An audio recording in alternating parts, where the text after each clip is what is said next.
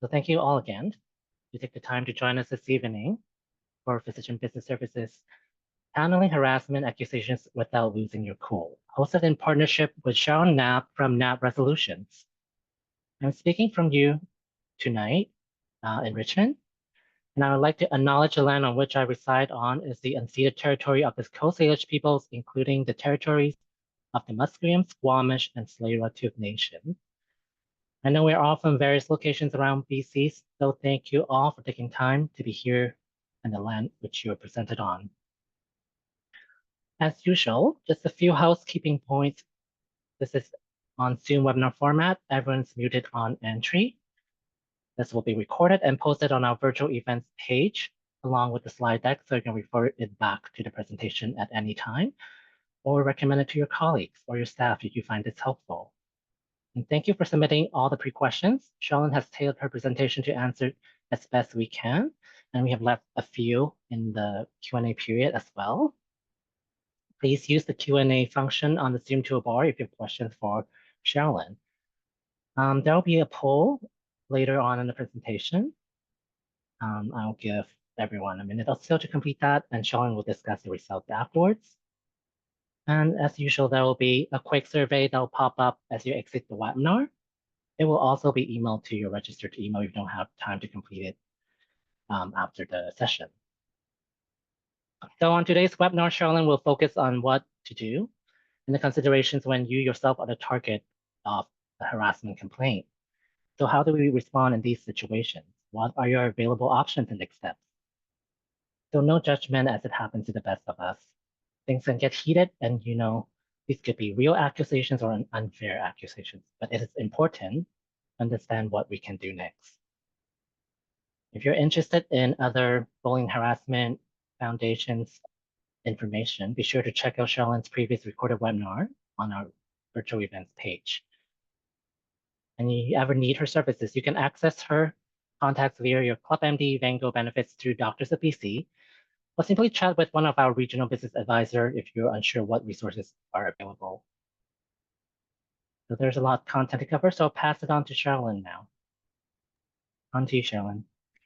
Thank you, Walter. Good evening, everyone. It's a pleasure to be back with you again and on another topic connected to conflict resolution and providing healthcare and medical practice. For those of you who don't know me, so my name is Sherilyn Knapp. Sherilyn rhymes with Marilyn, as I tell a lot of people. I am a lawyer by trade, and I am located in Victoria, and I focus all of my practice around conflict resolution. So I did have a civil litigation practice for 15 years in Ontario. And then 5 years ago, I centered my practice around conflict resolution. So sometimes I'm doing work as sometimes I am the workplace investigator looking into allegations of bullying, harassment, and discrimination. Sometimes I'm a mediator helping people work out something that has happened between them. Sometimes I'm facilitating larger groups or coaching one-on-one or doing training and workshops a little bit like this one. So that's a little bit about who I am and how I come to the work. Here's what I think we are gonna try to cover today. There's a lot to say and a lot to cover. So really this is an introduction. We're gonna talk a bit about like what happens when you're named as a respondent in a complaint and how that feels and approaches of how to handle that.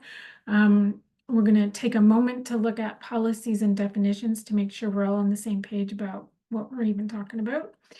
And I'll talk you through what workplace investigation or alternative dispute resolution processes can look like, what to expect from those, because understanding what to expect helps us in how we deal with the stress of being part of these processes. We'll talk a bit about an approach to responding to complaints. Sometimes there is a moment to make an apology. Sometimes, it turns out that we've done something that maybe we wish we hadn't. And so we'll just talk a little bit about effective ways to do that. And then there will be a little bit of room for questions at the end. These slides will also be made available on the Business Pathways website, and so connected to the video. So if you want to rewatch parts of this, or if you want to take a copy of the slides, you'll have access to that as well. Walter made mention of some previous resources in this series that we've been working on, and so I'm gonna try not to repeat all of those things, but if you want to know more about conflict resolution foundations and particular communication skills for dealing with difficult conversations, there is a webinar on that called Conflict Resolution Foundations.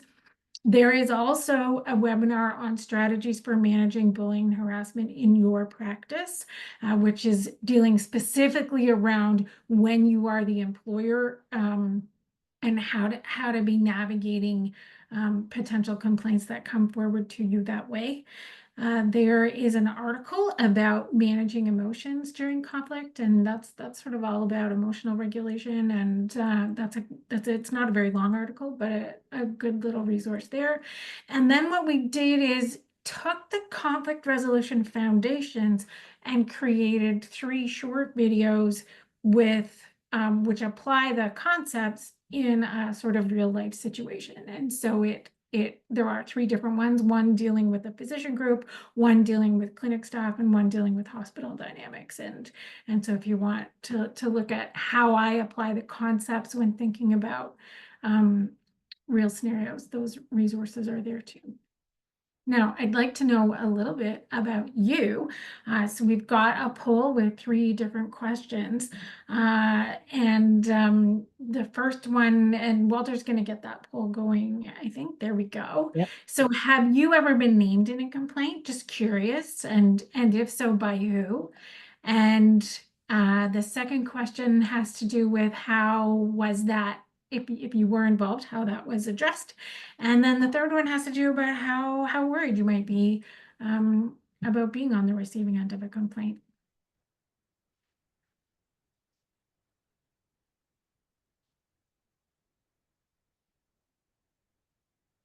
I'll give you a minute or two because these are quite lengthy. And don't worry, Sure. this is anonymous. Yeah. Okay, so I'll just keep chatting while people are answering the question. So let me say that for anyone who has ever been named as a respondent in a complaint, like it feels, but for many of us, it feels very rough. So the type of complaints that we are going to focus on for the purpose of this webinar are respectful workplace bullying, harassment, and discrimination type complaints. Okay, I know that physicians are also on the receiving end of other types of complaints. So are lawyers, by the way, right? For like professional practice complaints, and malpractice complaints. And so that is not the topic of this conversation. And this conversation is also not to be construed as providing legal advice, but we're gonna talk about what it feels like when you're on the receiving end of a respectful workplace complaint. And I also know that many people from the questions that were posed are curious about, well, what if you feel like you've been on the receiving end of bullying behavior, and what can you do about that? So I'll try and throw that information in as well. Walter, do we have some answers to look at? Yep, I'm sharing the results right now. Here we go. Okay, so looks like most people here have not been on the receiving end. And those who have, most of the time, it's actually by a patient or a family member of a patient. Okay, good to know. And then sometimes by others in the healthcare environment. And it looks like there have been some people have been through some investigation processes. At least one person went through a mediation. A couple of people don't know what happened, which isn't very enjoyable when you don't know. And then we've got a number of people who are kind of worried, kind of worried about like what to do if I get on the receiving end. Okay, thank you. That's very good information and helps me know a bit more about where you're at. So, okay, so imagine that you're on the receiving end of a complaint that of having engaged in some kind of behavior that somebody perceives as bullying, harassing, or discriminatory. And here's what I see in the work that I do. In the work when I'm the investigator or when I'm trying to assist people to mediate these disputes, I see a range of responses from like, I'm completely perfect and I never do anything wrong, so I have no idea what this is about, to, like, this is a really stressful time in healthcare, and people sometimes are losing their cool when they don't mean to, and they are having a difficult time in some difficult interactions that feel acrimonious in the system. Sometimes it's that someone else is actually, trying to go after somebody, and that they might be using the complaint process to do that. Sometimes it's people who've been a problem for a really long time and they just have no self-awareness that actually they are problematic. And then other people know exactly that they can be difficult and they're really not concerned with other people's sensitivities. So these are all different ways that people come into these processes and participate in these processes. And so that leads to the different approaches that some people have. Some people are going to put their head in the sand and say, you know what, I'm too busy for this stuff. Like I can't even imagine how to participate because I'm too busy. Other people will go to the opposite extreme and basically take a scorched earth approach. They're going to bring in CMPA. They are going to make sure they've got a lawyer present for all aspects of the process, and they're going to do everything possible to clear their name. Yet other people end up feeling some self-doubt that whatever happened has shaken their self-confidence, and then they sort of go to an all or nothing, the opposite way of an all or nothing way of thinking, and think like, maybe they need to rethink their entire profession if this is how it's going to be. And then yet others do take more of a growth mindset to say like, okay, well, this may not all be all about me, but I'm going to listen to what somebody else has to say. I'm going to validate some feelings. I'm going to make amends if that's appropriate, but be involved in generating solutions and moving forward. And different types of situations call for different types of approaches. I think what I want to relay to everyone here right at the outset is I often see people in that, here, let me say it this way.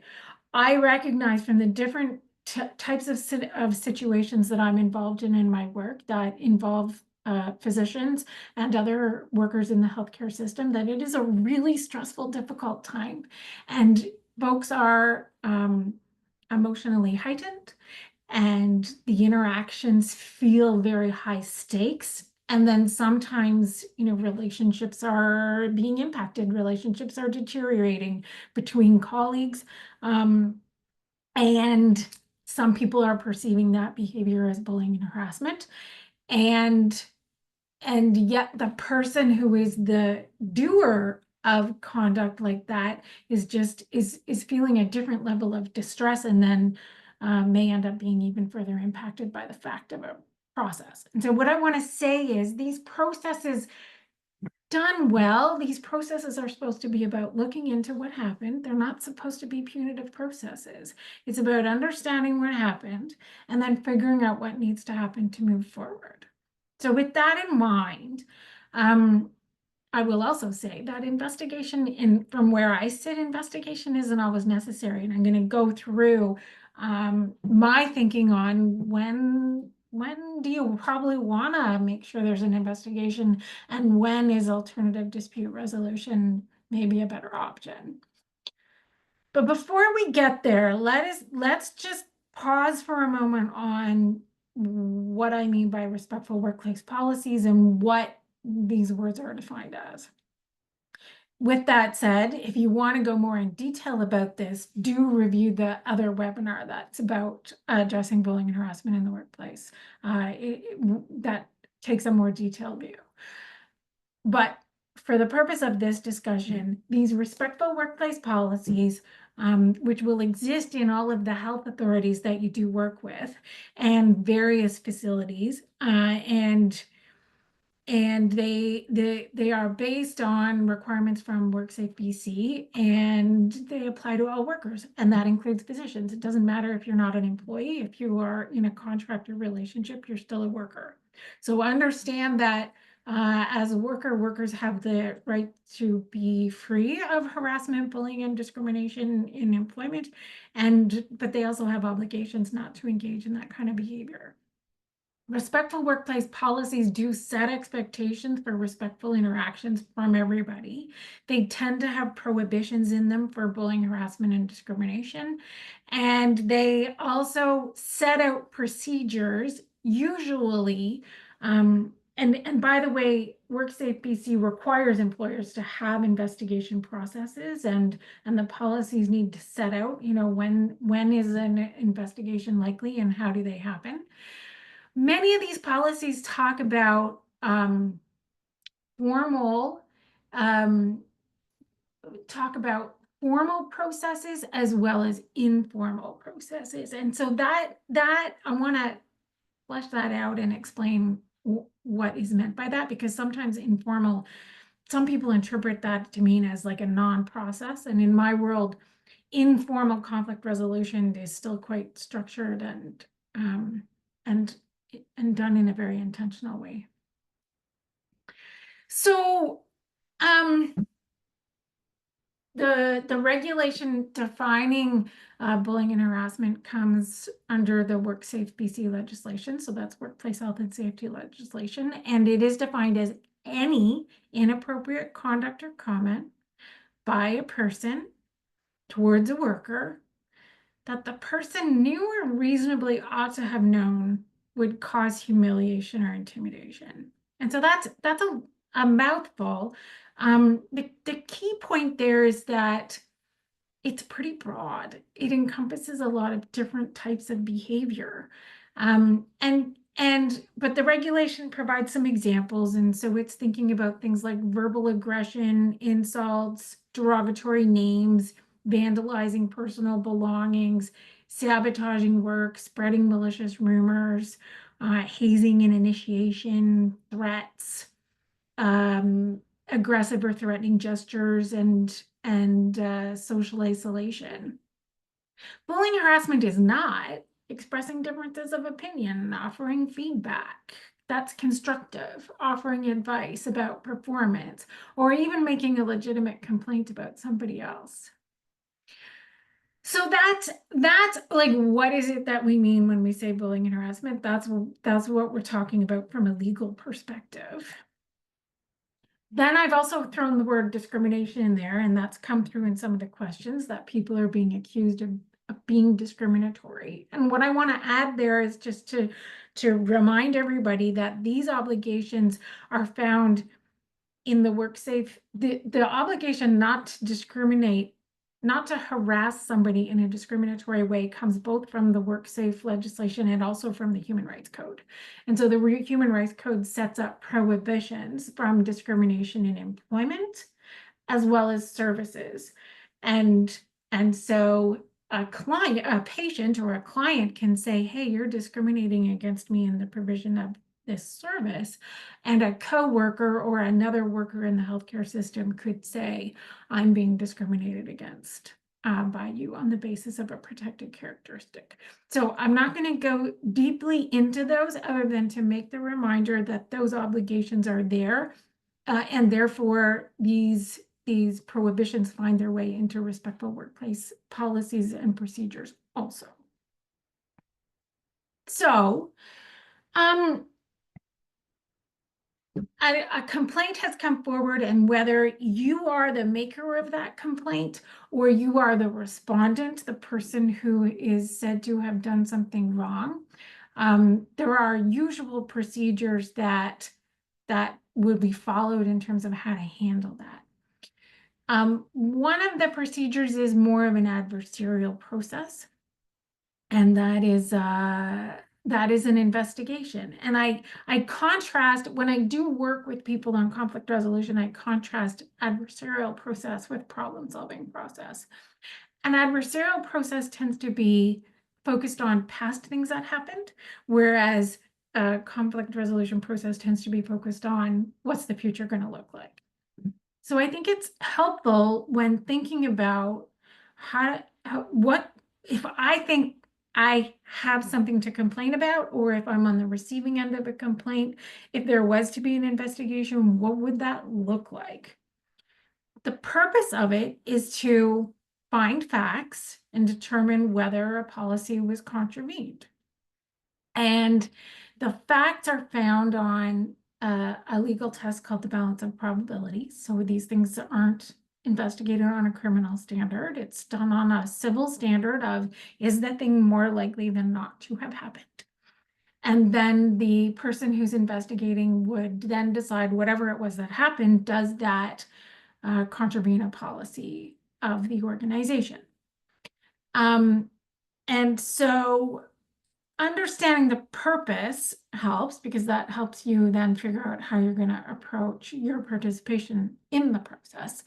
And at the beginning, there should be a good explanation of the process. And I have been involved in many investigations with many types of organizations, and some of them are better at this part than others. And so understand that if you find yourself involved in one of these processes, it is good to ask a lot of questions, like, explain to me the process. What can I expect? What should I expect next? Then what happens? So you're feeling quite comfy with what the process is going to be, and then that helps you make decisions about how you're going to participate in it.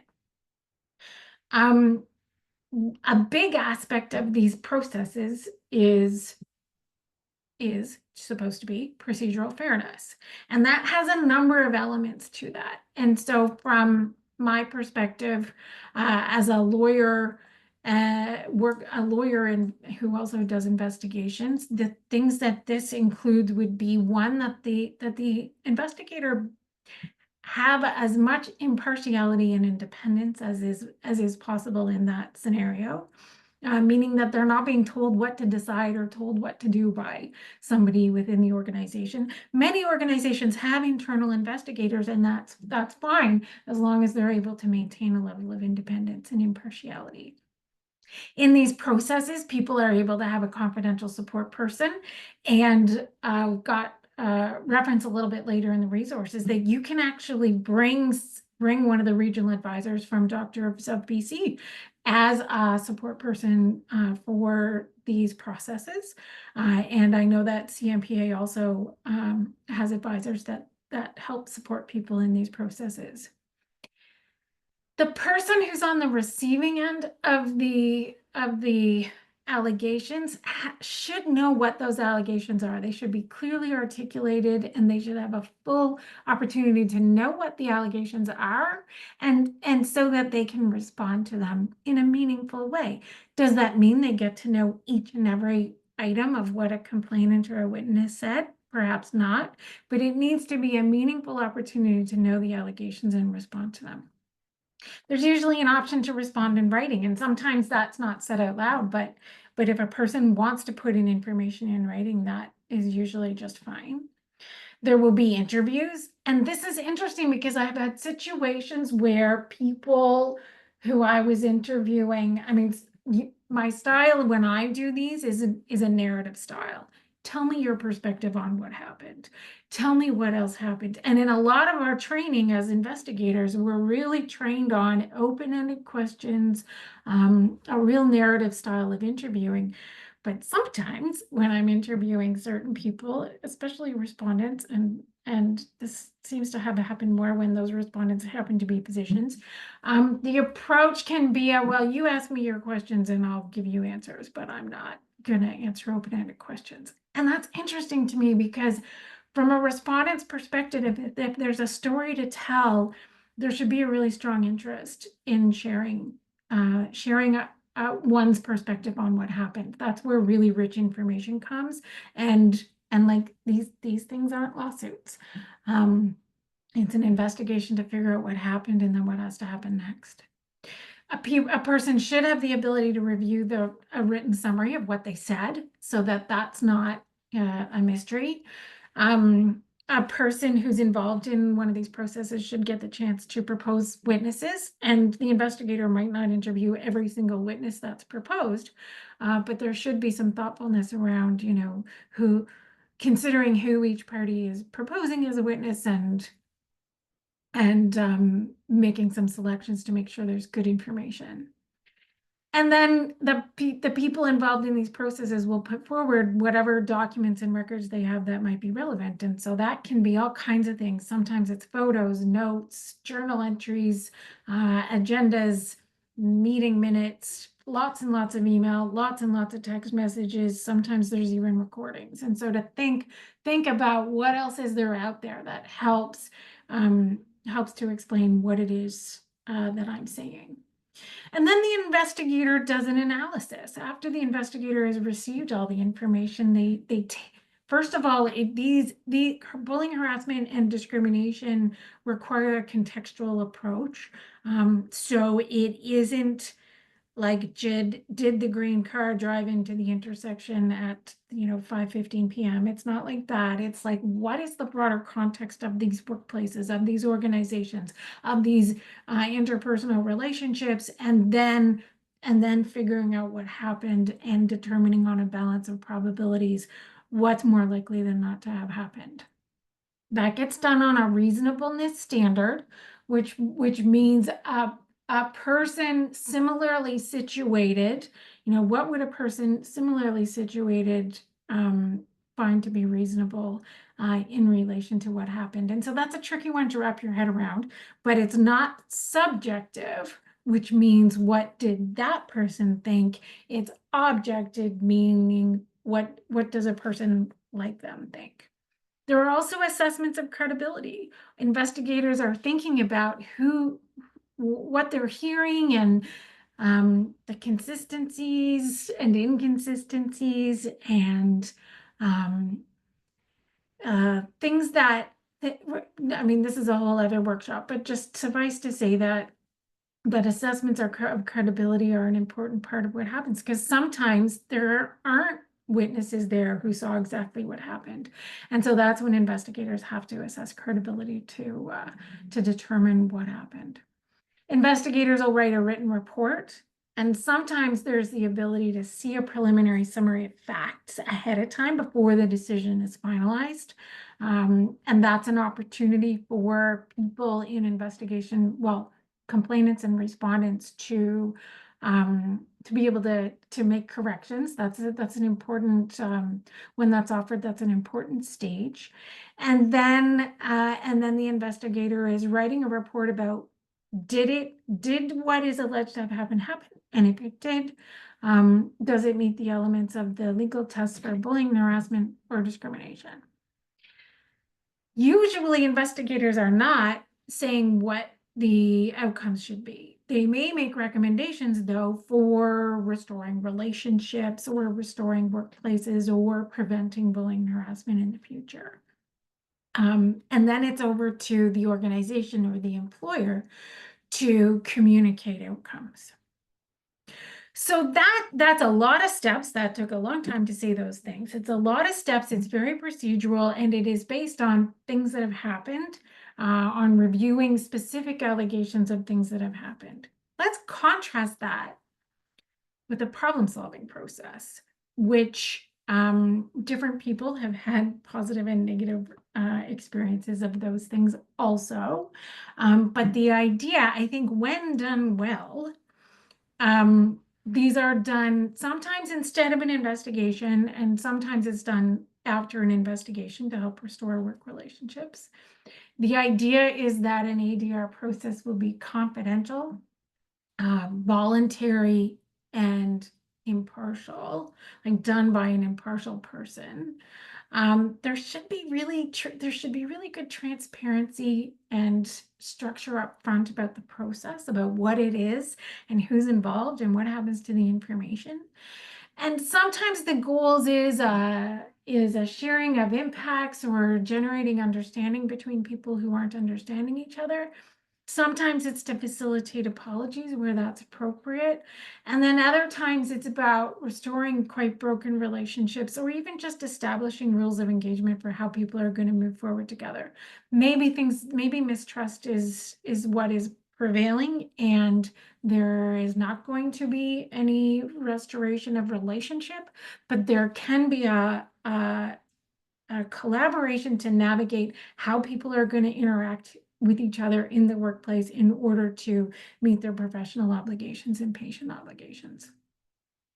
I have a number of things to say about when is alternative dispute resolution likely suitable, and maybe when it's not.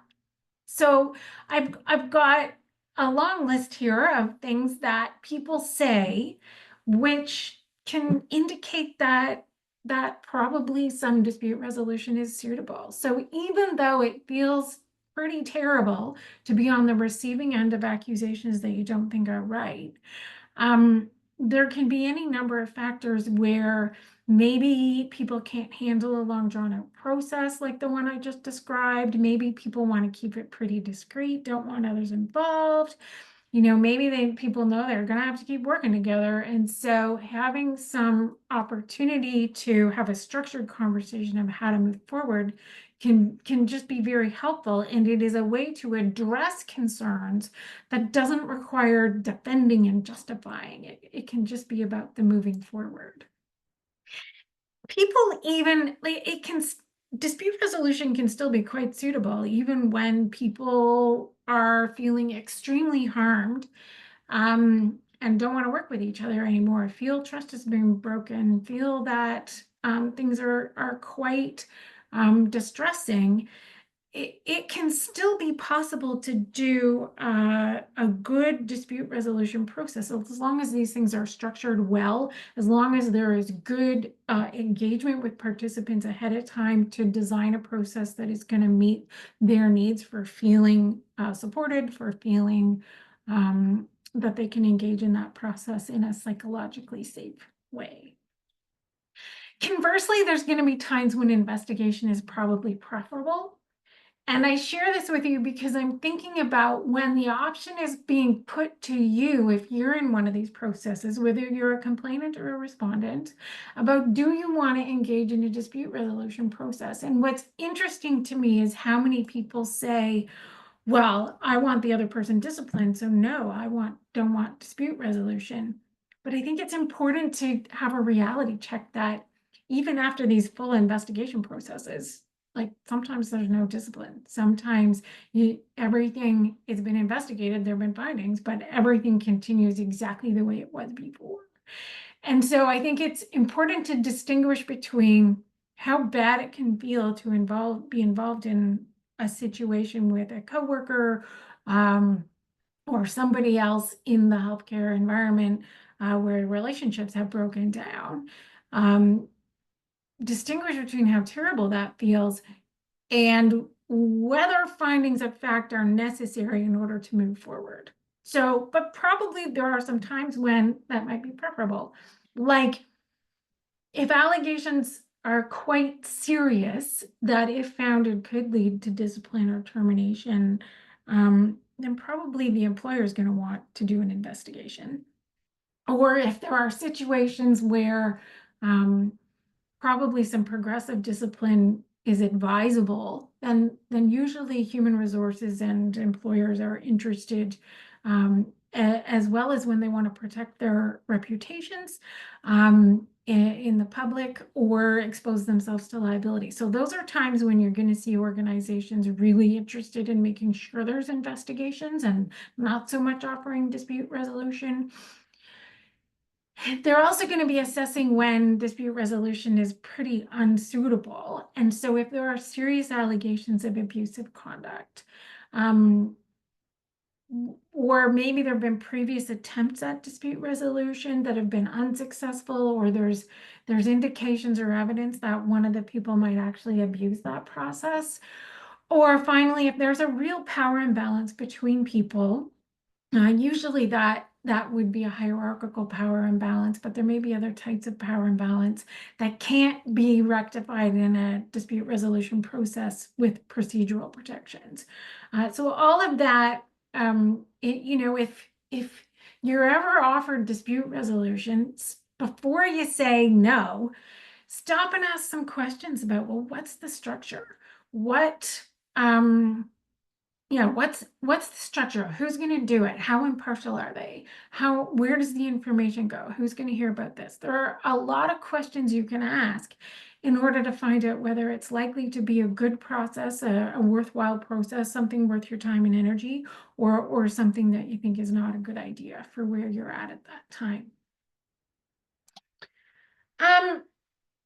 So taking all that into account, from where I sit, there are some different things to think about if we're responding to complaints or frankly, if we're bringing them also.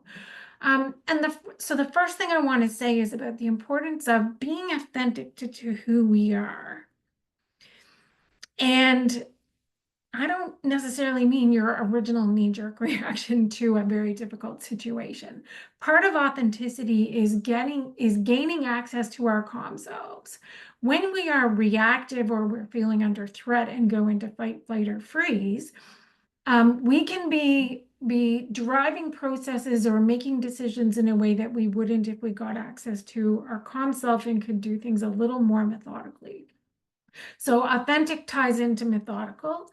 And I think important to also take a compassionate approach. And so that is as much self-compassion as it is compassion for other people who are involved in these things. When we're responding to allegations of bullying, harassment, or discrimination, like it's usually very jarring. People can feel very attacked and targeted. And I think when we're able to dial down intense emotion and think about it from compassion for ourselves for feeling that way, but also compassion for the person who's bringing the complaint, that whatever has happened, they must be in a very difficult place to bring this. They're not all out to get the respondent. Sometimes something has happened that needs to be addressed. When that has happened, I think taking an approach around, like, what does accountability look like? If I'm being, if it's being alleged that I'm doing something that's improper, I need to check in with myself. I need to think about, okay, how am I showing up? Is this the way I want to be showing up? Is there anything that I need to do to fix this situation to try to make it right? Or is it really one of those situations where I need to defend myself and so that'll, depend on how we show up in these processes and what we do. Whatever process you find yourself in, I really suggest taking a methodical approach. I know all of you, many of you are physicians, not all of you who registered for today's session are physicians, but you all work in healthcare. And so therefore, I know that you are good at being methodical, because that's how you think about medical problems, is you break them down into the pieces. And that's what we need to do when we're dealing with interrelationship issues in the workplace, when people are treating each other improperly or unfairly or in a heightened way. If we can pull out of that emotion and try to come at this from a methodical place, it'll be a better process. At the same time as we want to be a bit strategic about our decision making, and to the greatest extent possible, solution oriented. Not solution like, I really think that person needs to get fired, but like, what do we need to do to improve how we interact? Whether it's, physicians with nursing staff, or with hospital administrative staff, or in clinical practice, or with each other. What do we need to do to move forward from this very difficult situation? Does it need an investigation to figure out what happened, or are there ways to move forward? And if it does, that's fine. What would potential solutions be there? Or if it would benefit from some dispute resolution, what would potential solutions be there? Now, I want to talk a little bit more about the potential for apology.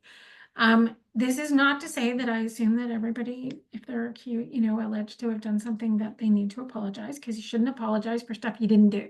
But sometimes it's not the worst thing in the world to step back, check in with oneself and say, wow, did I do something here that maybe wasn't ideal? Was I, stressed out or fed up?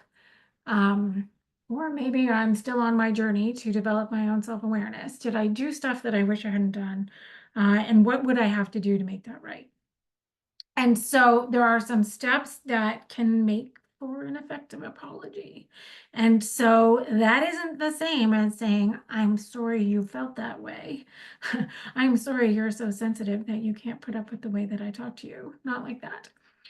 But like if we're stopping and saying, okay, all right, one of the things I want to do to help make this right is to express an apology. So first, you get support and some coaching for how to do it. You don't just march up to somebody in the workplace and say, try to say you're sorry, have it blow up, and then later be like, well, I tried to apologize. That's not what I'm talking about. It would be done in a planned, measured way, a methodical way, and it should include at least these 4 things, which is expressing remorse for something that happened. I'm really sorry that I did this. I'm sorry I raised my voice at you. I'm sorry I walked out of that meeting. I'm sorry I wasn't able to engage in a better way. And then admitting responsibility. And so that's difficult because sometimes we want to give explanations. I'm sorry I did that, but, and then we've got a whole story about why it was such a bad day. Taking responsibility means just like acknowledging what we did. Yeah, I shouldn't have done that. I shouldn't have talked to you that way. I should have tried to handle that situation differently. The third thing is to make amends, which means what action are we going to take to make it right? We want to not engage in token gestures or make empty promises, but I think it's fair to say, you know what? I am working on my communication skills. I am really trying to check in with myself in these moments and give myself space, and I'm working on that. So or maybe it's things you're going to do with yourself, to give yourself the support you need. And then finally, a promise that it won't happen again. So say what you're going to do differently. Next time I'm in a situation like this, I am going to, take a break and come back to it later. Or I'm going, next time we're working out a problem, I am going to listen better and stop trying to persuade everybody that I am right. And this step is vital if there's going to be rebuilding of trust. So those are just a few words on how to make effective apologies and hopefully how to avoid ineffective apologies, because sometimes people try those and then they blow up, and then they feel even more hurt because it's like, well, I tried to extend an olive branch and it didn't work. I would say one of the things we said is, how can we reduce the likelihood of complaints? And so I want to offer you some thoughts about things we can practice in a complex work environment where things are often happening pretty fast. And so if each of us can work on these things, we will each be less hard on each other. And so this works whether we're talking about, physician associations and working things out amongst them, or in workplaces like long-term care facilities or hospitals or medical clinics, or, mental health and substance use programs, whatever it is, in the way that we interact with colleagues. And so the first thing is to think about emotional regulation. What am I doing to try to be in tune with my feelings, but also regulate them so I'm not taking them out and venting my frustrations and even my anger with very distressing, legitimate anger, but that I'm not venting that on other people. So the first thing is emotional regulation. The second thing is to access your flexible thinking. Realize that when we are reactive and activated, we are not in our logical problem solving, best communicator spaces. And so the emotional regulation helps us gain access to problem solving, flexible thinking, potential alternatives and solutions for how to move forward. It also helps us make sure we're moderating our behavior. And so rather than engaging in extreme behavior, and that means that we are able to stay flexible, see the gray, and not get into taking extreme stances, extreme positions, trying to persuade people that there's only one right way to do things and it has to be this way and it has to be now. So really trying to engage in moderate behavior when working with other people to try to solve issues. And then finally, to remember to check yourself. Just always, just have to have a practice of how am I today? How am I doing today? How am I doing on those things I'm working on today for my own communication skills so that my interactions within the workplace become smoother? So with that, let's take a couple of questions. I see that there's a fair bit of action in the chat and in the Q&A. Walter, is there anything there that I should have an eye on to address? Yeah, I mean, building on from what you just talked about, getting yourself calm, there's a question about, what do you do if a colleague disagrees with clinic processes and accuse you of false racism and toxic workplace and threatens a complaint to the Human Rights Tribunal? I mean, even if you have yourself calm, if the other party is not calm, so do you have comments Yeah, for this and question? and we're in a time when people have a really heightened awareness around feeling treated differently in relation to various protected characteristics under the Human Rights Code. And so I think it takes some real reflection on the situation to say, and then gaining access to a part of ourselves to say, okay, let's talk this out. That when someone says to us, I think you're engaging in racism, I'm not sure if that's what's happening or not happening, but that lets me know that the other person is feeling quite a lot of distress for them to feel that and say that. And so it's like, okay, I got to dial back and I got to probably get curious and ask some questions, right? What's needed in order to move forward? And to me, that calls out potentially for a dispute resolution process with some support. I think that people say things like they threaten complaints to human rights tribunals and other things when they're feeling highly distressed and not listened to. And so there's real opportunities there to with support, engage in measured processes to allow for better dialogue. Thank you, Sherlyn. I think there was a comment in chat saying this would be difficult when you have been bullied for years and your managers also create a narrative around you. So Yeah. your responses are Yeah. not taken seriously. Yeah, and those are difficult, right? Because listen, human dynamics are complex, folks. And workplace dynamics, in particular in healthcare, are complex right now. And so there are different power plays sometimes happening. Yes, sometimes a narrative gets created about a certain person and that person feels bullied. But what I want to say is at the end of the day, what these regulations and processes are trying to do is improve people's reaction, improve the way people deal with each other. And so if we can find ways to communicate with each other better in order to get what we need, figure out what they need, collaborate on what it needs to move forward, that's going to be better than everybody calling every other person a bully. And there's some of that happening in workplaces right now. I'm not speaking specifically to this question asker, but just generally, there's an awful lot of feelings by people of feeling bullied. And so that tells me it's crying out for a different way to do things. Thank you, Sherlyn. I'm looking at my notes of some of the pre-questions that were asked, and I think I want to say a little something about online complaints. And so I think that came up from a couple of people thinking in particular about things that patients say. So patient has a negative interaction with a physician or a medical clinic and writes a negative online review, whether it's in Google reviews or any of the many other places you can complain about your not favorite professional.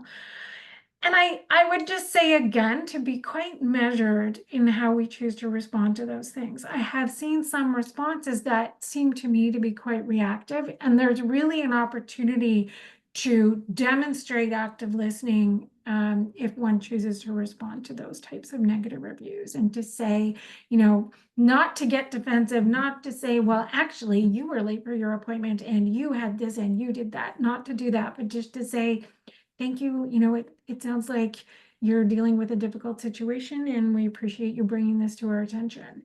And then if someone is persisting in harassing behavior, to think about what processes need to be undertaken, what policies and practices you need to have in your own practice in order to help you through that type of situation.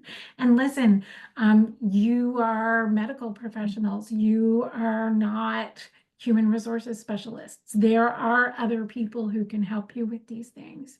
And so I want to point out some resources that are available to you. So the first thing is to remind you that your Doctors of BC regional advisors and advocates can be contacted to provide support and guidance if you are going through a complaints process, whether it's from the complainant side because you're experiencing bullying and harassment, or because you've been on the receiving end of a complaint. CMPA can always also be contacted for assistance with medical legal issues. And then the Physician Health Program also has many supports for people who are going through really difficult situations, whether they're on the receiving end of bullying behavior or discriminatory behavior, or whether they're being accused of that type of behavior. So we've got some slides here that'll be available if you need to double check this information, but there's the 24/7 hotline, helpline, and there's peer support, and there's counseling, and there's referrals. And the Physician Help Program can help you by providing connections to primary care or return to work support or strengthening workplaces. And so, yeah, please just be reminded that there are lots of supports for you there within Doctors of BC to help you go through what you're going through. The other contact information there on the slide right now, if you want to snap a photo of that. And then the last slide I'll show you is some books and resources and things that I read to help strengthen my learning, and then we'll come back to a couple more questions. So these are some books that I read, and I suggest other people read if you want to get really into the topic of conflict resolution and bullying. There are some good resources there. The other thing, if you find yourself in experiencing high conflict behavior, the High Conflict Institute is a lot of very good articles and a podcast and books and other types of resources, but there's lots of free resources there if you want to understand bullying and high conflict behavior because you've been experiencing it from someone else. So that I'm going to just put my contact information up in case people want to get in touch about a particular situation. But Walter, can you help me with another question maybe that we could talk about? Yes. You mentioned that sometimes recordings can be used. Do we need to have consent before recording? Or can the recordings without consent be used? Yeah, good question. So this is a burgeoning area of law in the workplace investigation, like in the court decisions and tribunal and arbitrator decisions about workplace investigations. I think the short answer is that in Canada, you can't plant a wiretap on two other people, but you can record a conversation that you're involved in, and the other person doesn't have to know. if it's for the purpose of bringing it forward for a workplace investigation and you want the investigator to listen to the recording, due process requires the investigator to say, okay, I'll take this, but you need to know that I'm going to have to share with the other, the other person in this process that I have this recording and ask for their comments.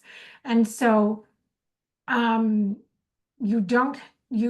this isn't legal advice, but generically, people do surreptitiously record each other. It happens more and more, and it's coming forward more and more. And I say surreptitiously not because I mean anything creepy. I just mean like people go into meetings they anticipate will be difficult, and lo and behold, somebody's got a recording device on. So that does happen, and it can be used in a workplace investigation. With that said, you could expect that there are going to need to be some transparency in workplace, or sorry, in procedural fairness around it. Thank you, Sharon. 6:26, I guess we can do one or two more questions. Yeah. Do you mind? I think this question's for you and your practice, and I guess other investigators. Like, how do Okay. you balance the judgment of respect in the workplace policy breach when it's obvious that a less than optimal conversation took place between the two people, and the balance tends to go to the first person to complain about the event? I think it depends a lot about the workplace, and a lot about the history. But I don't like, listen, folks, there are a lot of people having a lot of not great conversations with each other. And when that kind of thing happens, and maybe there's been not great interactions on both sides, that just tells me that people were getting escalated. They weren't managing their own emotions super well. There may be lots of reasons for that. Does all that need an investigation to determine? Probably, maybe not. Unless you've got somebody who frequently yells at other people in the workplace or sabotages their work or something. And so my suggestion is some good dispute resolution and setting of expectations with people can be quite effective. Thank you, Charlene. And I guess if one of the parties don't, feel like the judgment of the investigator is on their side, I guess they could switch investigator during the process, or Oh, yeah. So if it's during an investigation I mean, I think it's a good opportunity. I mean, sometimes because I just don't think it's necessarily because it was the first person to complain. And I think asking some questions about process, or is there any other information I can help you with in order to help you, see this, but I just think being really authentic. Like, there's a lot when someone says, you know what, I realized I wasn't great that day. To me, when I'm investigating, that shows quite a bit of self-awareness, and that in my books is really meaningful. It's different than somebody who's telling me, someone who's responding to allegations that they didn't behave very appropriately, and they're telling me all about what the other person did. I mean, yes, that's relevant, but if it's clear someone didn't show up great that day, I really appreciate it when someone says, you know what, I realize I can do better. That depending on the situation can be of assistance. thank you, Sharon, for the insight. It's 6:29. So Okay. in respected time, I'm gonna end the webinar. If you have any questions that you would like answered, do fill in the survey and your contact info in the survey because it's anonymous, so that we could reply to you. So thank you, Sharon, for taking the time tonight to educate us. And thank you everyone for attending. And we'll see you at the next webinar. Okay, thanks everybody. And I'm sorry we weren't able to get to all of the questions, but I can tell there's a lot of things on people's minds. And take care, everybody. Good night.